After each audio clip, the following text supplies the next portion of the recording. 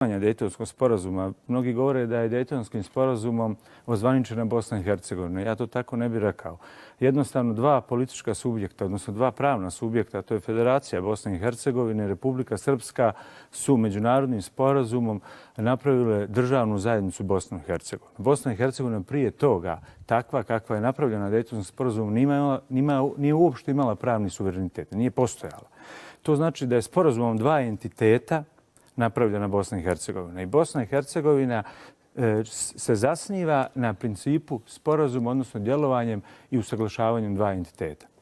Nakon toga su zbog geopolitičkih mnogih situacija koji su tada vladale i političkih odnosa kako u Republici Srpskoj, tako u Federaciji, odnosno Bosni i Hercegovini, snaga i nekih predstavnika međunarodne zajednice i ostalo, počelo da se mijenja suština Dejtonskog sporazuma. Ono što je suština državne zajednice Bosne i Hercegovine. Prvi udar jeste bio udar na grb i himnu Republike Srpske. Moramo da znamo da trenutkom potpisivanja Dejtonskog sporazuma i grb i himna Republike Srpske su postojale. Samim tim intervencijom Ustavnog suda i visokih predstavnika došlo je do promjene pravnog subjektiviteta, tog pravnog oblika državne zajednice Bosne i Hercegovine. Jer očigledno da su dijelovi međunarodne zajednice svjesni da krše međunarodni sporazum, svjesni da krše međunarodno pravo, dali ne ovlaštenje, jer niko ne može dati ovlaštenje jednom čovjeku da smjenjuje, da zabranjuje ljudima da se zapošljavaju, da imaju zdravstveno osiguranje, da imaju penziono osiguranje i sve ostalo.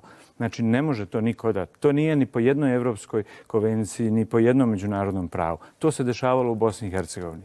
Zašto se to dešavalo? Dešavalo se, i to se nazivaju takozvana bonska ovlaštenja.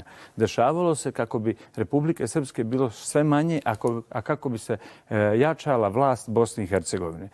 Zato imamo sada toliko ministara u savjetu, ministarstava u savjetu ministara. Imamo izmjene poslovnika o načinu glasanja u predstavničkom domu i domu naroda. 2006. gospodin Lajčak je to uradio i tako dalje.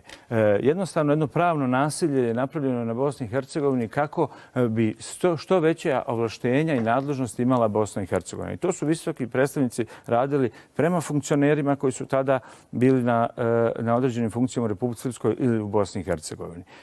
Možemo slobodno reći da je to pravno nasilje. U tim prenosu nadležnosti, nažalost, učestvovali su i političke partije i predstavnici političkih partija koji danas sjede u Narodnoj skupštini.